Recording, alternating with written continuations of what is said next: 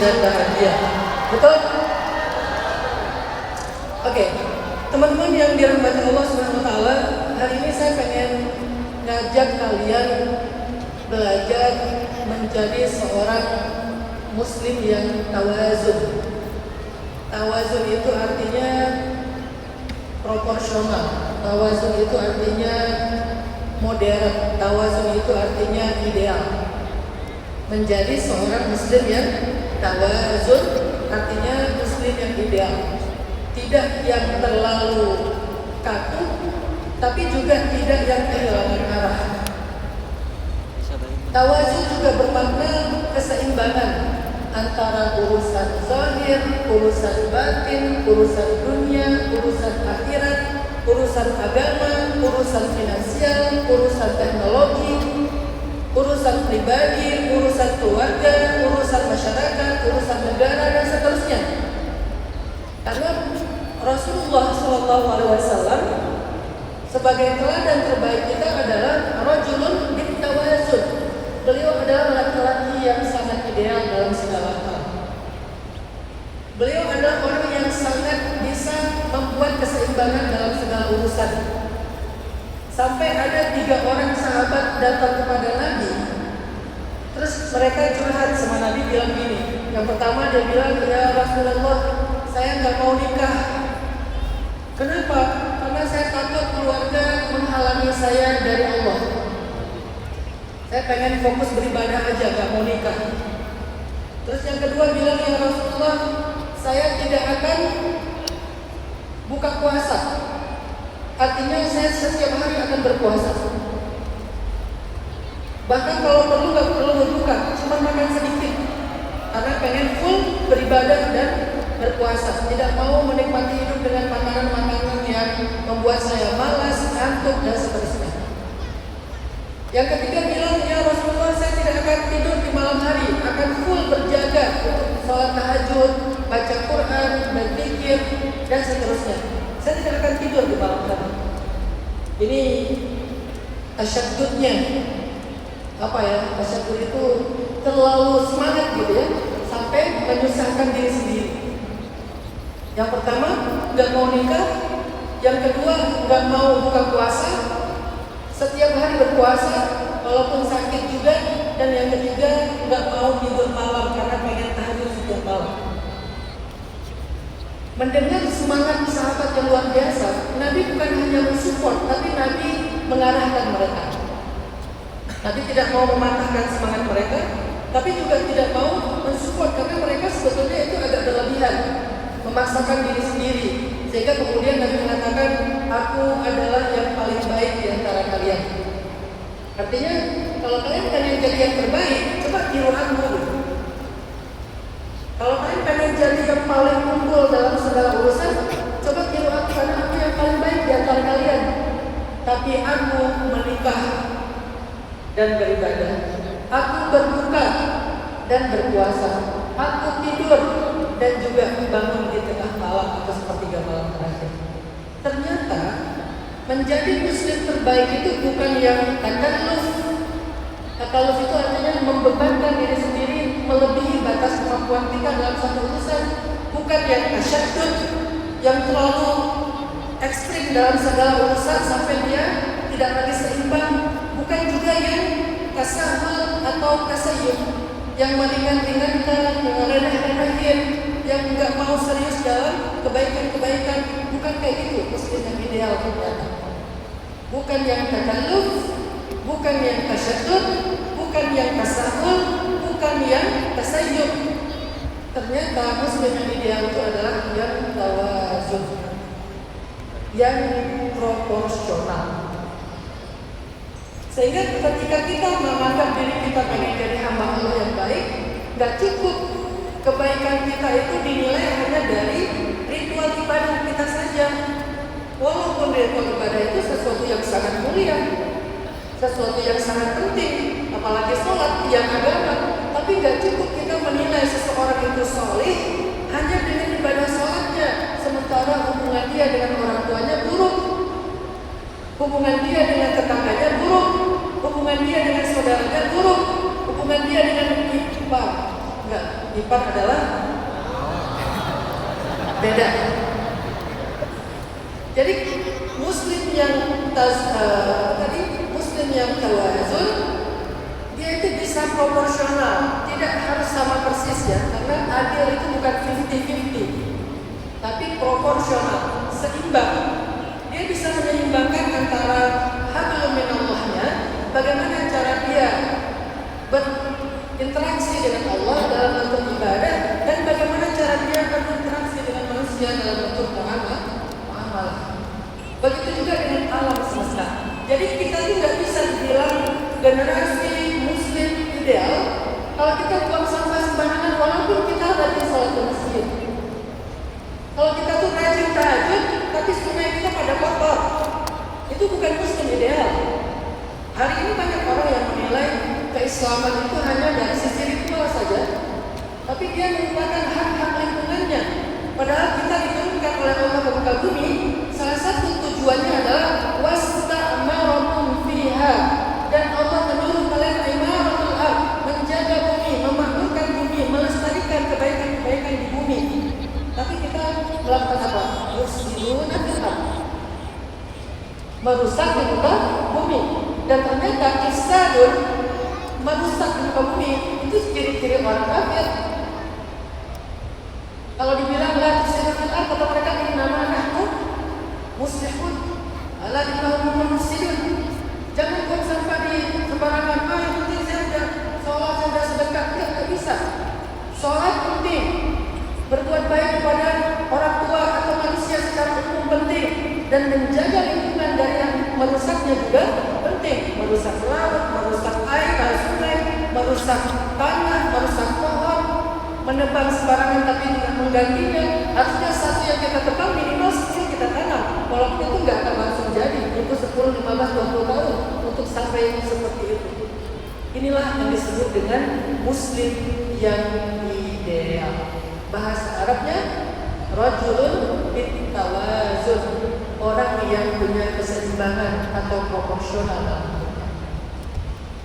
Sehingga saya pengen bawa konsep muslim tawazun ini dalam konteks Gen Z dan milenial sekarang. Dalam kajian para ulama ketika saya masih kuliah di Mesir, kita tuh diajarkan kalau kita membaca sirah nabawiyah, membaca kisah kehidupan Nabi Shallallahu Alaihi Wasallam atau manaqib kehidupan Nabi, para solehin, kita tuh diajarkan untuk melihat 3 hal pada diri mereka, khususnya Rasulullah Shallallahu Alaihi Wasallam. Yang pertama surah, yang kedua sirah, yang ketiga sariyah. Jadi kalau kita pengen ideal, pengen tawazun, coba belajar dari Rasulullah, para sahabat, para alim ulama, solehin kita tentang 3 hal, baru kita tawazun. Ini dalam konteks Gen Z, nanti kita kasih contoh-contoh. Pertama, surah. Surah itu adalah penampilan. Penampilan fisik kita, itu namanya surah. Surah itu dalam bahasa sederhananya diterjemahkan gambar, bukan pakai S ya, bukan pakai sin ya, pakai sada. Surah. Surah itu artinya gambar, foto. Itu dalam bahasa daily conversation-nya itu disebut gambar atau foto. Tapi dalam pemaknaan yang lebih ilmiah, surah itu adalah fisik kita, zahir kita, penampilan kita, wajah kita, rambut kita, pakaian kita, itu namanya surah. Ternyata kalau kita membaca kehidupan Nabi Sallallahu Alaihi Wasallam, itu tuh kita akan menemukan banyak sekali keterangan-keterangan yang bentuknya hadis tentang Nabi itu sangat menjaga penampilan loh. Sahabat Nabi itu sangat menjaga penampilan, ini khususnya buat cowok-cowok ya. Kalau buat cewek kan mungkin ada batasan yang lebih strict daripada laki-laki. Ternyata mereka itu sangat menjaga penampilan. Salah satu yang paling populer adalah orang yang paling menjaga penampilan itu namanya Utsman bin Affan. Utsman itu penampilannya Masya Allah. Dan bagi Utsman bin Affan, berpenampilan baik itu adalah bentuk rasa terhadap nikmat Allah. Ada kalimat yang populer dari Utsman itu bahwa Allah kalau ngasih nikmat kepada hamba, Allah suka kalau hamba itu menunjukkan nikmat tersebut. Jadi jangan sampai kayak kita tuh sebagai hamba Allah itu rasanya kayak gak pernah dapat nikmat gitu dari Allah. Hidupnya ngeluh aja, komplain aja, gak pernah grateful, gak pernah bersyukur, gak pernah terlihat bahagia, beruntung. Seolah-olah Allah itu zalim kepada hambanya. Sehingga Utsman dengan keberkahan rezekinya, dia menampilkan dirinya dengan penampilan yang paling layak, yang paling baik. Dan salah satunya adalah dia selalu memakai pakaian terbaiknya, bukan pakaian mahal ya, pakaian terbaiknya. Kalau pada Nabi yang terkenal berpenampilan menarik siapa? Atau yang berpakaian itu selalu tertutup rapat siapa? Nabi yang sangat tertutup rapat. Musa alaihissalam. Nabi Musa itu kalau pakai baju nggak pernah pakai baju pendek, panjang, tutup rapat, longgar. Kenapa? Ternyata Nabi Musa itu badannya bagus banget. Beliau takut kalau badannya kelihatan jadi fitnah buat cewek-cewek. Sehingga gara-gara Nabi Musa pakaiannya tertutup rapat itu, orang-orang Bani Israel ini kan suka gosip ya. Jadi sejak zaman dulu itu udah ada yang namanya gibah klub, itu udah ada. Dengan SOP semakin pelan suaranya, semakin penting infonya ya. Orang-orang Bani Israel memfitnah Nabi Musa dengan mengatakan Nabi Musa itu kena penyakit kulit. Makanya kenapa dia pakai pakaian yang sangat tertutup, karena dia takut kelihatan kulitnya itu kalau sekarang mungkin kayak kudis atau apa gitu. Musa itu kena penyakit kulit kata Bani Israel. Nabi Musa tidak terpengaruh dan menutup auratnya. Sampai kemudian Allah sendiri yang membela Nabi Musa dengan kejadian suatu hari Nabi Musa lagi mandi di sebuah bi'run. Bi'run itu sumur kalau bahasa sekarang, tapi bukan toilet ya, karena sumur Arab itu beda sama toilet. Dia bukan tempat buang hajat, dia itu mata air, telaga, terus ditutup dengan dinding. Orang biasanya di situ mandi, wudu, ngadem di situ. Namanya bi'run. Suatu hari Nabi Musa mandi di bi'run, hanya pakai celana saja, nggak pakai baju. Bajunya ditaruh di atas batu, di luar dinding. Jadi kayak bersebelahan gitu, samping dinding ada batu. Beliau masuk nggak pakai baju, mandi di situ. Selesai mandi, pas Nabi Musa mau ngambil bajunya, ternyata batu itu sudah pindah posisi. Sehingga Nabi Musa ngambil tongkat mau ngambil baju di atas batu, batunya lari, membawa lari baju Nabi Musa. Akhirnya karena Nabi Musa panik, dikejar tuh batu. Baju aku, baju, dikejar, batunya lari sampai masuk ke pasarnya Bani Israel, ke tempat tongkrongannya anak muda Bani Israel. Sehingga ketika Nabi Musa lari ngejar baju, semua orang melihat bahwa tubuh Nabi Musa itu tidak ada cacat, tidak ada penyakit. Lagi pula kan batasan aurat laki-laki dari perut ke atas, dari perut ke bawah kan sampai lutut, yang bagian atasnya tidak aurat. Sehingga Nabi Musa lari, semua orang melihat dan takjub dengan penampilan Nabi Musa yang luar biasa. Tapi beliau malu, sehingga beliau tutup tubuhnya dengan pakaian yang sempurna.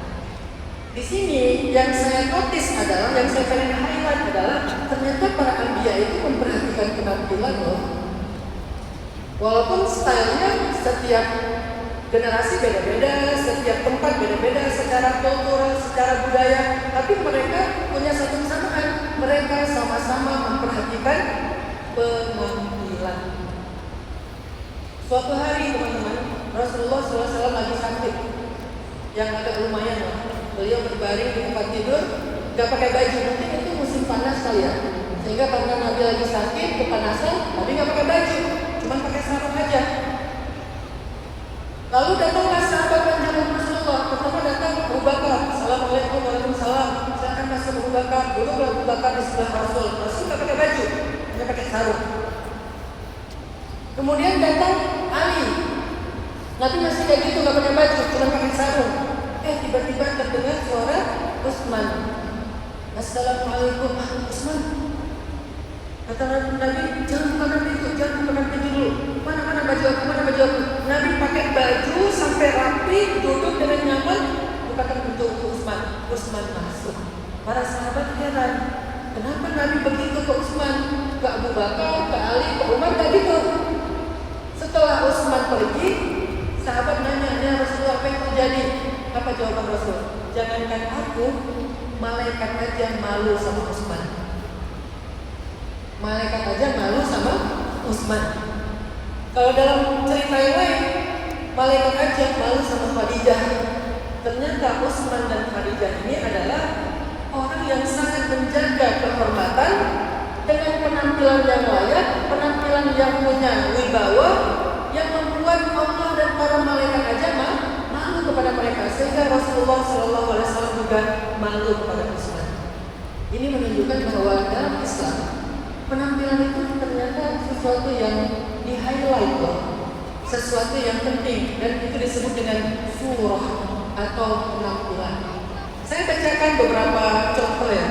Ini buat dan kita yang contoh ya. 3 style rambut Nabi SAW. Ini buat cowok-cowok kan senang banget hairstyle nih. Pengennya yang ala Viking, ala yang di apa gitu kan. Kalau dalam bahasa Arab disebut dengan qaza. Sebetulnya qaza itu dilarang kalau yang terlalu ekstrim. Tapi kalau hanya tipis dia rapi aja oke. Tapi kalau ekstrim cuma ada rambut di sini doang, di sininya botak, itu namanya qaza, dan itu dulu menyerupai para penyembah berhala sehingga dilarang. Rasulullah sampai diminta oleh para sahabat dan para ulama tentang gaya rambut Nabi. Jadi kalau kalian anggap ini nggak penting, berarti Nabi melakukan sesuatu yang nggak penting dong. Padahal Nabi sendiri mengatakan, min husni islamil mar'i tarkuhu ma la ya'ni. Salah satu di antara kesempurnaan Islam seseorang itu adalah meninggalkan hal-hal yang sia-sia, hal-hal yang tidak penting, hal-hal yang tidak bermanfaat. Kalau style rambut itu nggak penting, kenapa Nabi lakukan? Berarti kalau Nabi memperhatikan penampilan, khususnya rambutnya, janggutnya, bajunya, sarungnya, berarti semua itu penting, walaupun hukumnya bukan wajib, tapi sama-sama penting. Para ulama dari hadis-hadis yang banyak membagi style rambut Nabi itu kepada 3 bagian. Ada yang namanya wafrah, ada yang namanya limmah, ada yang namanya jummah. 3 hairstyle Rasulullah SAW: wafrah, limmah, jummah. Ada hadis riwayat Muslim wafrah, hadis Abu Dawud limmah, hadis Tirmidzi jummah. Wafrah itu rambut Nabi segini, sebatas telinga bagian atas. Limmah menutupi telinga, jummah sampai ke pundak. Nabi itu kadang rambutnya sebatas telinga atas ini, kadang menutupi telinga, kadang sampai ke pundak. Walaupun paling banyak riwayat yang sampai ke pundak sama yang menutupi telinga. Ternyata rambut panjang dengan syarat bersih, dengan syarat dirawat, itu tuh surahnya Nabi banget. Sehingga ketika kemarin saya bikin sekolah gratis di Bandung, saya bikin sekolah SD gratis, SMA gratis, kita menerima anak-anak siswa yang rambut panjang. Ini mohon maaf ya kalau ada sekolah yang syaratnya rambut harus pendek. Saya punya pandangan yang berbeda, tapi saya respect sama yang rambut pendek. Tapi di saya, rambut panjang gak apa-apa, malah bagus. Anak saya, ya, umurnya sekarang 10 tahun, rambutnya gondrong sepundak, masuk sekolah. Waktu itu mau masuk sekolah SD, sama gurunya disuruh potong. Kenapa? Karena katanya kalau rambut panjang gak rapi. Akhirnya gak jadi masuk sekolah, saya bikin sekolah sendiri. Sekolah di Bank Indonesia, di sini boleh panjang rambut. Sekarang banyak siswa-siswa SD kita sama SMA kita yang rambutnya gondrong dengan satu syarat, rapi, jangan mengganggu waktu dia belajar. Khususnya jangan mengganggu sholat sampai jadi mengganggu tentang tempat dia sujud. Ternyata rambut panjang itu salah satu surahnya Nabi, nggak apa-apa, nggak wajib, tapi Nabi itu menjaga. Sehingga disebutkan dalam sebuah hadis juga, awalnya Nabi itu tidak membelah rambutnya, semuanya dibiarkan terurai, tapi ke belakang, karena tadinya takut mirip dengan orang orang Majusi. Kalau orang Yahudi itu rambutnya terurai di belakang, kalau orang Majusi itu dibelah tengah gitu. Terus di riwayat lain kemudian Nabi pun membolehkan rambut dibelah tengah. Jadi kita nggak boleh baca hadis kemudian menyimpulkan haram, nggak boleh. Kita harus komparasi lah. Dalam riwayat yang lain, entah kapan setelahnya nanti dibelah, artinya ya boleh diurai di belakang, boleh dibelah tengah. Yang mau ditunjukkan sama Nabi di situ bukan tentang gaya siapa, tapi dirawat. Ini salah satu contoh di antara surah atau penampilan. Begitu juga pakaian, begitu juga parfum. Ini buat cowok ya. Tahukah kalian, ternyata ada satu hadiah yang kata Nabi nggak boleh ditolak. Karena kalau dikasih hadiah sama orang itu boleh diambil, boleh ditolak. Ada satu hadiah yang nggak boleh ditolak. Apa? Tib, parfum. Atib la yurad. Parfum nggak boleh ditolak. Coba bayangin. Jarang kan kita bahas begini kan? Karena kamu mungkin beda segmentasi. Ada ustaz yang mungkin segmentasinya orang tua. Pembahasannya mungkin Rasulullah ya, tentang surga neraka. Ada yang segmentasinya ibu-ibu. Pembahasannya biasanya harta suami, harta istri. Karena dakwah saya segmennya Gen Z, saya ingin bahas lifestyle-nya Gen Z. Ternyata ini masih buat cowok ya. Kalau cewek mungkin nanti ada fikih yang agak ketat dalam bab parfum. Tapi kalau cowok dia lebih longgar. Ternyata salah satu penampilan menarik itu ada pakai parfum, terutama di dalam sholat. Dan parfum ini bukan hanya parfum untuk badan, termasuk untuk mulut. Kalau dulu budayanya siwak, kalau sekarang mungkin bentuknya odol. Boleh benar-benar pakai kayu siwak, boleh juga kita konversi ke odol, misalnya mungkin karena terlalu terbiasa. Intinya apa? Jangan sampai kita sholat mengganggu malaikat dan mengganggu teman di sebelah gara-gara mulut kita tidak layak gitu. Setiap kita baca Bismillah, tahan nafas di sebelah. Baca satu ayat di sebelah. Karena saya sering jadi ngomong kayak gitu. Saya selalu terjemah nih di sebelah. Ya mungkin artinya kalau dia nggak mau ribet ya, bawa siwak deh, kayu siwak. Kalau nggak mau ribet pakai odol kan repot ya, bawa kayu siwak aja. Sebelum kalian berwudu, siwak dulu. Beres siwak, wudu. Sehingga insya Allah aroma mulutnya harum. Kenapa aroma mulut itu penting? Karena sesungguhnya aroma itu mengganggu malaikat kalau tidak harum. Apalagi habis bangun tidur langsung sholat. Udahlah, secara fikihnya harusnya dia wudu dulu. Secara lifestyle itu juga tidak baik aromanya. Sehingga hal kayak gini ternyata dalam Islam itu diajarkan. Kata Nabi, salah satu di antara hadiah yang nggak boleh ditolak, bukan haram ya, tapi makruh ditolak adalah parfum. Dan parfum itu personality. Jadi parfum itu nggak bisa ngomong, ini lagi murah, ini nggak bisa. Parfum itu personality. Jadi salah satu personal branding kalian adalah kalian pakai parfum apa? Dan kalau bisa konsisten ya, jangan gonta-ganti sekali ini sekali itu, konsisten. Karena Nabi itu punya parfum favorit. Dan kalau teman-teman yang udah pergi umroh, tahu nggak apa salah satu yang bikin vibes Mekah itu terasa atau Madinah itu terasa? Wangian kan, bubur, Ka'bah dengan parfum yang dioles ke ininya, kayak kiswahnya Ka'bah, Raudhahnya Nabi, aroma Madinah, aroma Mekah. Itu kan parfum bubur, apalagi dari kayu apa misalnya, itu kan semuanya wangian. Pertama dicintai malaikat, kedua dibenci sama setan. Karena setan sebenarnya yang bau-bau, yang jorok-jorok, lewat.